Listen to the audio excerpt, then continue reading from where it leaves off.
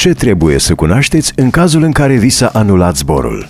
Dacă zborul întârzie de la 2 până la 4 ore, aveți dreptul să beneficiați din partea companiei aeriene de asistență și de servire proporțional timpului de așteptare. Dacă reținerea depășește 4 ore, aveți dreptul să solicitați rambursarea prețului biletului de avion. În cazul în care zborul este anulat, iar pasagerii nu sunt anunțați din timp, pe lângă costul biletului, conform legislației, mai puteți solicita o compensație în valoare de 250-600 de euro. Dacă considerați că drepturile dumneavoastră nu au fost respectate, solicitările și reclamațiile vor fi direcționate în adresa companiei aeriene, iar ulterior, în cazul unui rezultat nesatisfăcător, în adresa Autorității Aeronautice Civile. Apelați telefonul consumatorului pentru o consultație gratuită 022 823 583. Călătoriți informați și în siguranță.